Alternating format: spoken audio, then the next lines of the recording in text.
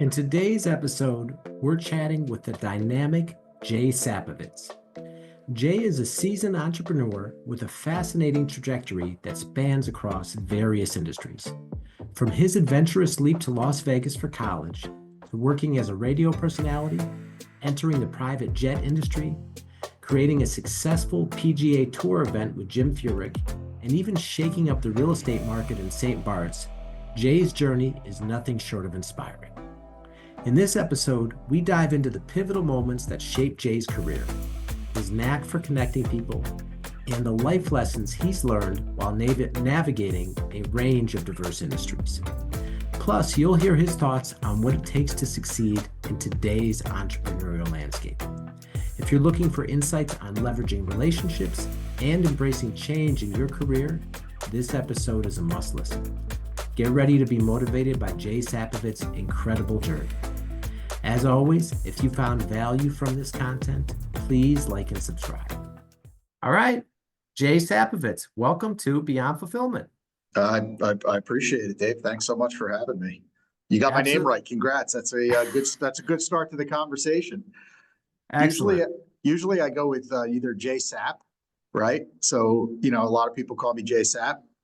And if we get really close, which could happen over time, then you'll call me Sappy. And that's my real good friends call me Sappy. That's where we give hugs every time we see each other. So, but Sapovits, you got it. I love it. Okay. All right. So let's get into it.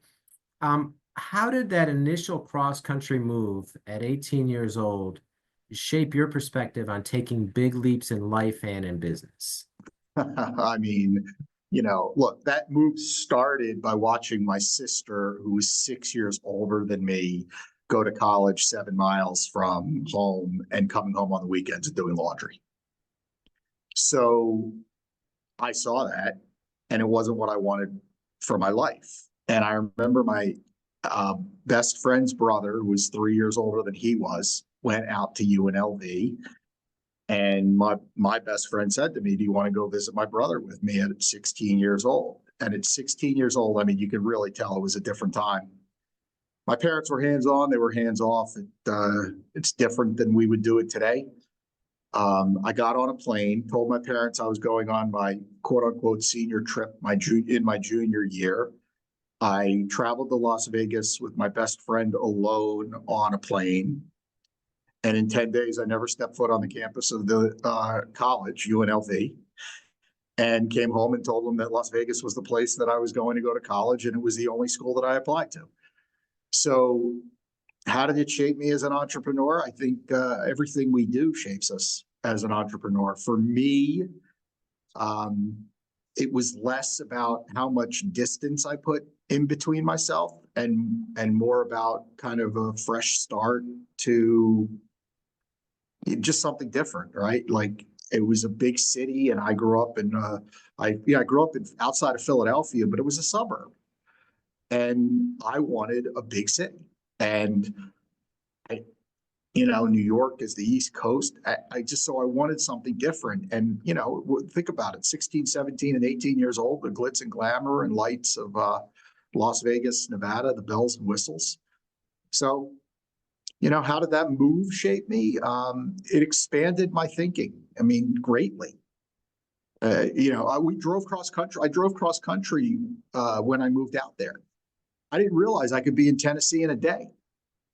I mean, literally, I lived my entire life and realized outside of Philadelphia that I didn't know that I could get in my car and be in Tennessee in a day. Think about that. Then I knew it. Then I knew you could. And then once you can do things that you never thought about doing or thought you could do, that's just kind of how you get shaped. So that's how I think of it. In my world, a personal brand is invaluable.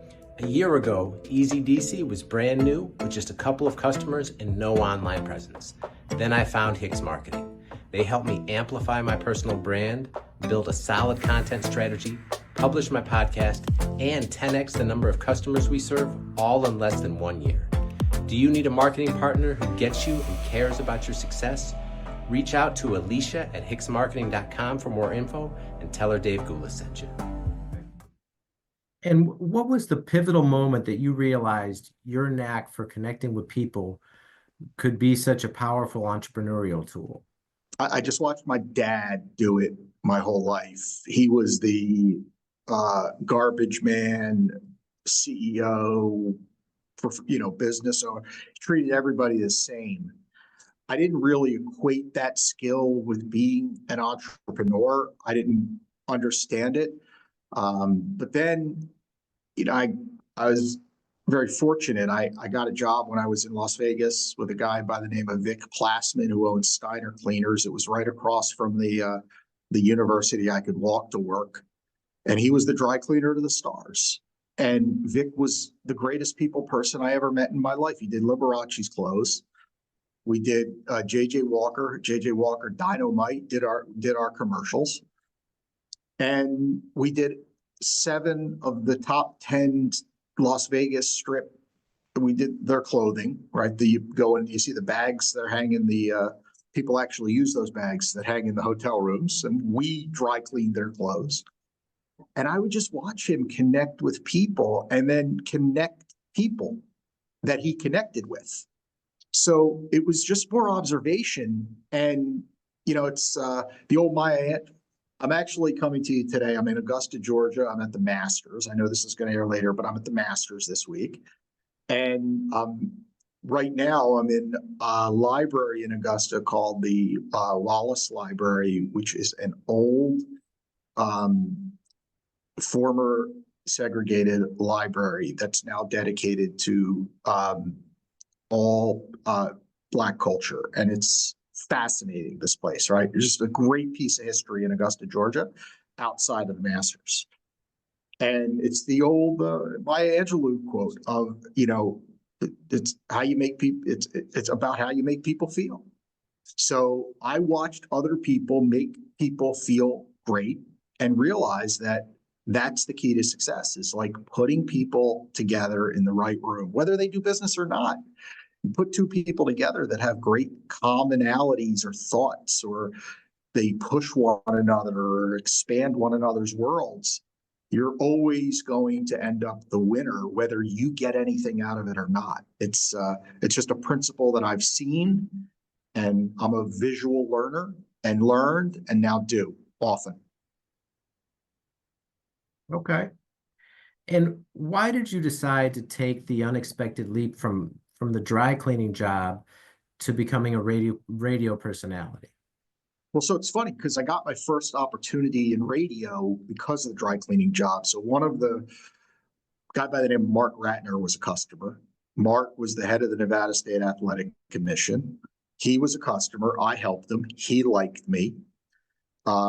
He owned the UNLV radio broadcast. This is 89, 90, 90, 91, the years they were great with Larry Johnson and Stacey Augman and Greg Anthony. I'm a freshman and sophomore in college, freshman at the time.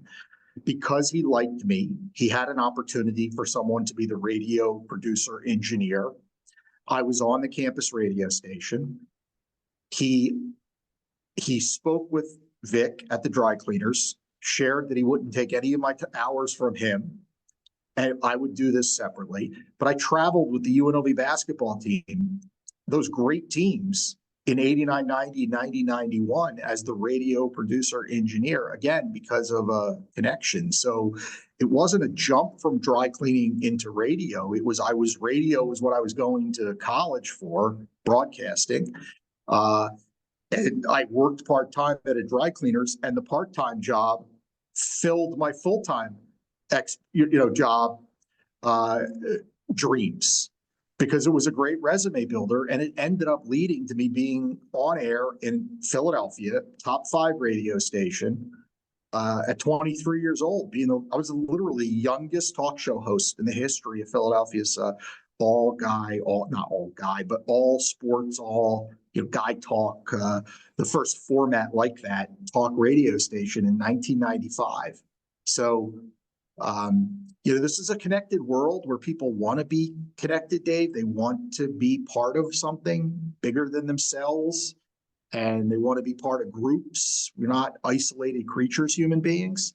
So I've just always kind of tried to be that connective glue.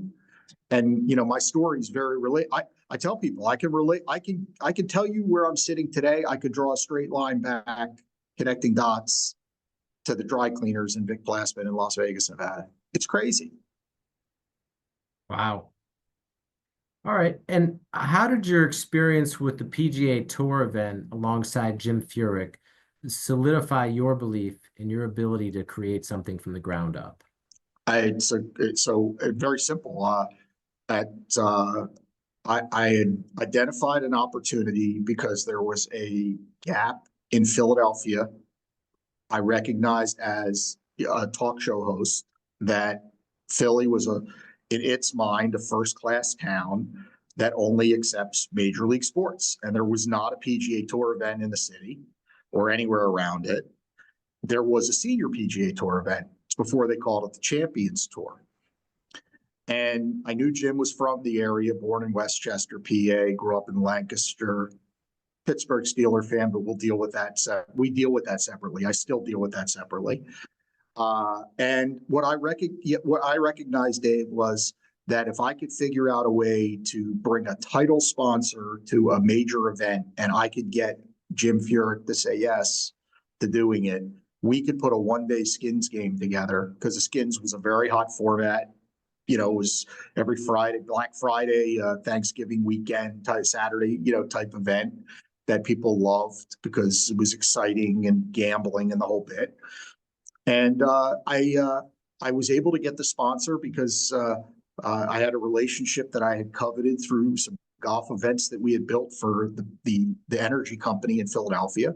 I asked a very simple question: if I could get the best golfers in the world, Tiger Woods aside, to do a one-day skins event, would you be supportive of it? And they said, yeah.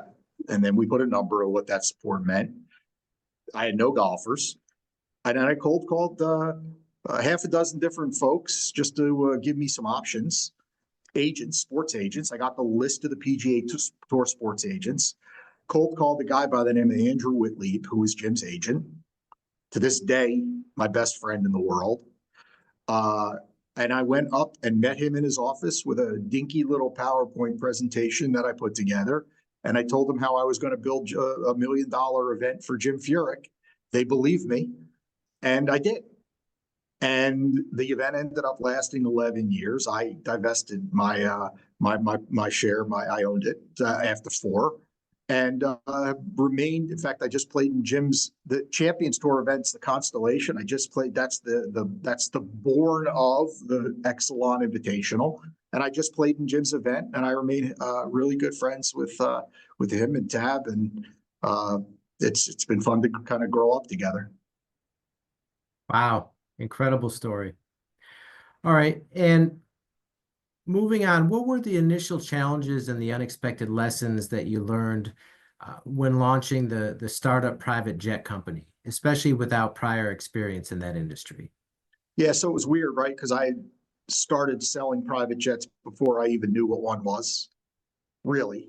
I mean, my dad was a school teacher. My mom was a bookkeeper. We were as far from private jets as you could ever imagine. I did know a gentleman who was a corporate pilot, but I didn't really know what that meant.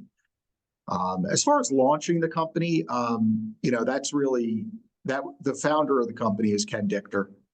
I was a support player, but on the startup team. So, all the credit to Ken. I mean, he's the guy who got it off the ground. He's the one who sold Richard Santoli of NetJets. I was in the execution phase of the startup team to make that reality come to life by finding high net worth individuals who would believe in our mission statement and value proposition. And we were able to do that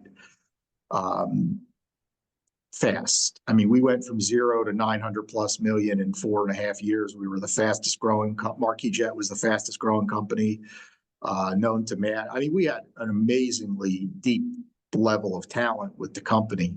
Ken Austin, our business development guy, went on to found Tequila Avion, which was a massive success. And listen, Ken Dichter's the most talented entrepreneur I've ever known. So, yeah, to me, again, I call myself one of the founders because I was part of the early stage team, top 15 employee who sold. I haven't added the numbers up, but I can tell you I only got beat by one guy ever in sales in a month. So those records still stand after 20 some years. But look, you got to have salespeople. I mean, you got to have people who ring the bell. And I think what it taught me is that everybody plays a role inside of a company. And for Marquis Jet, my role was to ring the bell, create the revenue. I did. And it's why after 24 years, I'm still partners with Ken Dichter. And it's why I've created deep and meaningful relationships with the people who I worked with at that company. That's what happens, right? You're with the company, then you're with a new company. When you win, you have deep relationships with the people that you win with. When you lose, you tend not to have deep relationships with those same people. So winning's just better. Everyone loses. I mean, if you're in the game long enough, you're going to have some hits.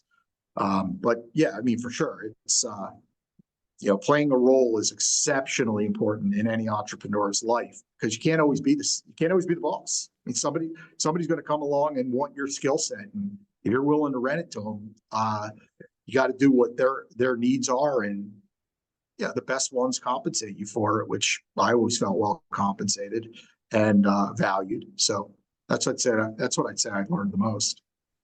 Okay. And you also had a real estate opportunity in St. Barts that you capitalized on. What was it about that elite market that drew you in? Wow.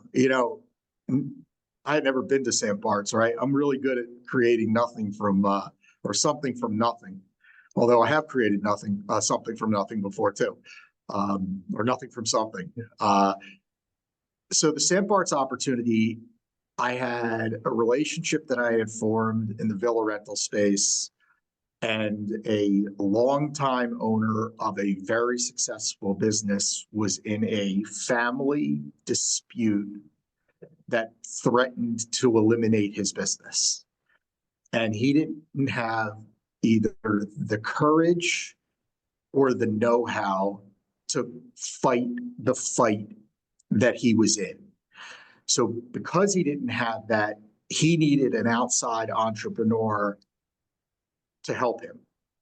And I was that outside entrepreneur. So essentially, St. Bart's was always a closed shop in the villa rental world. 80% of the rentals were dominated by one company on the island.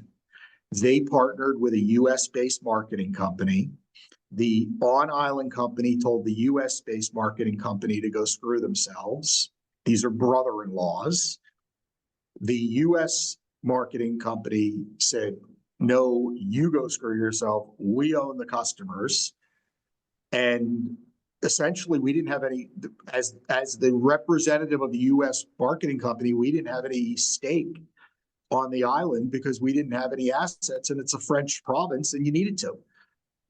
So I was deployed down there to essentially get people who owned villas in St. Bart's to give us the opportunity to rent their villas, breaking the 30+ year exclusive villa rental market of St. Bart's. And from that, we opened up a real estate agency to sell real estate and completely dominated the market. They're not my numbers to disclose, but let's just say we went 4x in 3 years because of the efforts that we deployed. And let's just dive deeper on that. So being that it was a closed market for so long, how did you pull that off? I sat with people and talked to them as human beings and told them what I thought was going to happen in the future. If you own a St. Bart's property, chances are that you're successful and that you're smart. So my sales tactic has always been not to sell. And what I mean by that is I give smart people information and let them draw the conclusions themselves. So we were going to be in the market. We had the relationships with the customers. They want their villa rental. They want their villas filled with customers. We weren't just going to go away. So You can stay with the company that's been servicing your villa, right? They can have it nice and clean for you, but we're going to guide the customers that we have to the villas that we rent. And if it's not your villa, it's going to be some villas. So it's not a threat, but that's the reality. And they got that. They understood that. So it was a very easy conversation for many because they just want, what do people want if they own a villa rental? They buy a villa in St. Barts, they're there 3 weeks a year, they rent it the other 51 weeks. They want it filled. So we've been filling it. So do you want us to go to your guests and say, hey, we have another villa you should try, it's awesome? And there's guests who are receptive to that, there's guests who aren't. They didn't want to take that chance, and we didn't want them to take that chance. Listen, we got something good here, let's just keep it rolling. It's a very easy pitch. You just have to help them understand that we're not going away. And this stupid fight that we didn't initiate is a threat to them for no reason. And people don't want drama. And I was there to assure them that we don't either. But, we had a fight picked with us. And yeah, if you have a fight picked with you, I mean, you got to stand up for yourself. Okay. And what was the turning point that led you to transition into the merchandise and swag enterprise that you have with Inked Stores? Easy. I had an agreement, if we fix the villa rental company to buy it, the owner gave me a number. I came back to him in 30 days with the money. He told me he didn't want to sell it anymore because I fixed his problem and fixed his angst, and it was fun again. And I left the company. And when I left the company, and I'd always been in touch with, but then re-hooked up with Ken Dichter, who was starting a few different companies and wanted me kind of in the think tank. And I got in the think tank with him and picked one of the companies that he was ideating, and we became partners on that company. Now, the first iteration of it wasn't a massive success, and we had to pivot. But we've pivoted, and now Inked Stores is a pretty good success story. So, if at first you don't succeed, try again. Yeah, love that. And, Jay, you've been able to repeatedly reinvent yourself and find success in such a diverse range of industries. I mean, what's the underlying driver there? Yeah, look, am I really reinventing myself, or am I just the same guy that happens to be in different industries, right? I mean, aren't I who I am?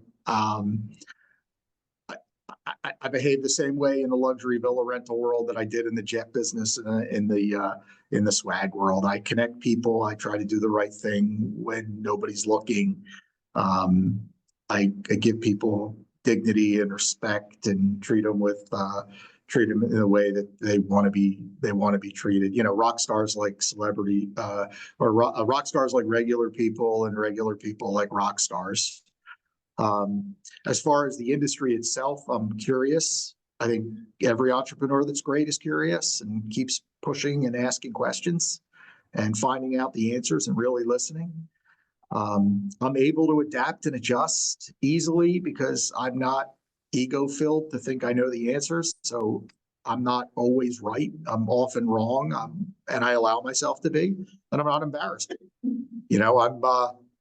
I'm a highly egoless person, and that's, as an entrepreneur. Listen, there's two ways to do it, right? You could be a super narcissist, know everything, and dominate. It's not me. I'm the opposite. I try to surround myself with great people and get out of the way. Yeah, and following up on that, you've always had the mindset of give before you receive, Always. and helping others is your primary driver. I mean, where's that come from? Yeah, I mean, look, on a personal level, I've had to battle some demons. I've got 28 years of sobriety myself, so I think that 28 is a long time. 28 years is a long, long time, and it's just getting out of self And, the best way to get out of self is to think of other people and do by other people. And, I think you get caught in the thinking stage too much. So I try to just get into the doing stage. And, I don't talk about it publicly much, but the people who know me know. And yeah, I just try to do the right thing. So I think that the give before you receive, or give with no expectations to receive, is a great principle to live by. And in my life, whenever I've been the most giving and the most generous without expectation of getting back, is when somehow, some way, I've been able to get back the most. You know, expectations are expectations erode and kill your soul. So I think that if you could just live a life free of those expectations, give without expectation of receiving. Doesn't have to be money. It can be your time. I mean, I volunteer two different homeless shelters a month. I reach out to guys all I can to try to put them and help them on the right path. And it's something happened today. I almost went over the moon. I had to stop and get a. I knew you and I were going to be in a little bit of a. I was going to be in a different location because I'm on the road in Augusta. I didn't bring my earphones, like a dummy. It happens, right? So I stopped at a Dollar General. Amazing to me. Stopped at a Dollar General, and the woman behind the counter was amazing. I said, "Do you know where the earphones are?" Couldn't have gone better. She was so helpful and so nice and so sweet. So I go get the headphones. I get back in line, and the guy in front of me is complaining about the prices. Very grumpy guy. And, it's not the woman at the counter's fault that the prices are what they are. Like, what's the world we live in? And I feel his pain, but at the same time, it's not the woman behind the counter's fault that the prices are what they are. And she said, "If you were satisfied with the service, please take this survey." And I see him hit the highly dissatisfied button on the prompt. And I just say to myself, I'm like, I used some expletives to myself, but I said, like, this woman goes out, she's nice, she's quick, she's helpful, and she's working at a Dollar General to pay her bills, right? It's not no handouts. She's working at Dollar General to pay her bills. And her bonus is tied, I'm guessing, to that performance rating. Otherwise, why would she ask, right? Dollar General's not stupid. They have a compensation package that's tied into what that is. And I said to her, I said, "Is your bonus tied into this?" And she said, she said, "You wouldn't believe it. I have a 17% ratio of highly dissatisfied. And it's all because people are just angry." And I said, "Well, it's not because of you. I mean, you treat people with great respect, right?" So I give her, the highest rating you could give her. I'm not going to tell you what I did, but how much. But I ended up, I said, "Listen," I said, "hopefully this takes care of your bonus, right?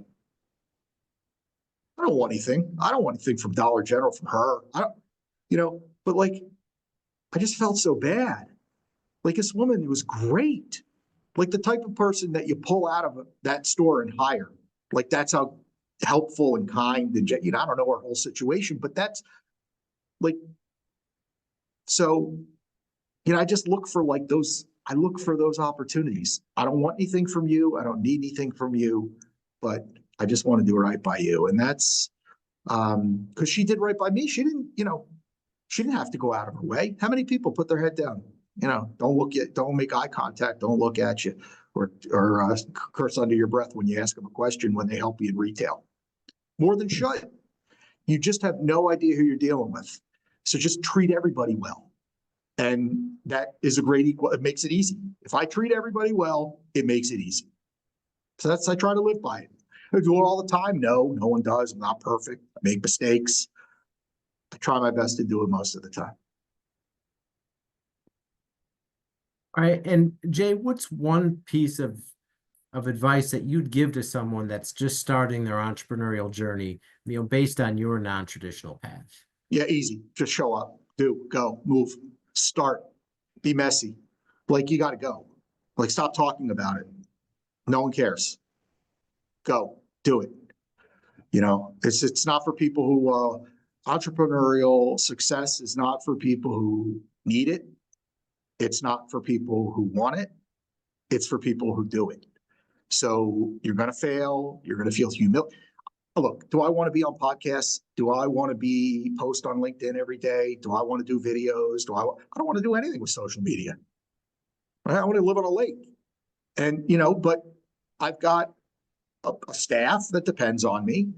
And I put myself out there, and I put myself out there in a real way where I'm literally typing my LinkedIn posts, no AI, some AI, but not AI finished product, but it's me. You know, I told a story the other day of an encounter I had with a possum at 10:30 at night. You can't write that from AI.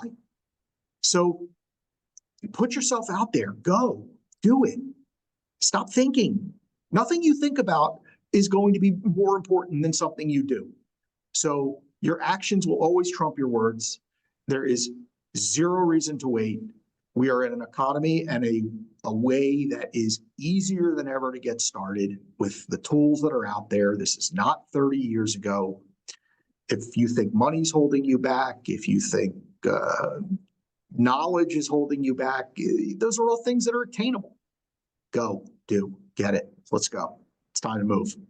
Take action. The world is for doers. Be action oriented. Is that advice clear enough? Yeah, very clear, and some great wisdom in there. Yeah, I mean, nobody asked my wife when I closed and when I went up and met with Jim Furyk's agent, Andrew. When I met with them, my wife, we were on the way to Cape Cod. I said, "You want to go to Cape Cod?" Her family was up there. "You want to go to Cape Cod for the weekend?" She said, "Yes." I said, "Great. I got one stop to make before we do it." She said, "How long are you going to be?" I said, "I'm either going to be an hour, I'm going to be 2 hours, or I'm never coming down from the top of the building." I was 2 hours. She waited in the car. This is before cell phones. I wasn't going to text my wife on a flip phone. 2 hours. My fiance at the time waited in the car while I had this meeting for me, because she said she wanted to go to Cape Cod. The Metro Media Building in the Meadowlands is on the way from Philly up to Cape Cod. She waited for 2 hours. Like, do you have the courage to put your girlfriend in the car for 2 hours while you go pitch to try to change your life? Yeah, like you said, the world is for doers. So Yeah. excellent advice. Thanks, Dave. All right, well, Jay, thank you so much for taking the time to be here and share all this wisdom from your incredible journey with our audience. We greatly appreciate it. Dave, it was a pleasure to speak with you today. Thanks for the opportunity. All right, and that's all the time we have for now. We will see you next time.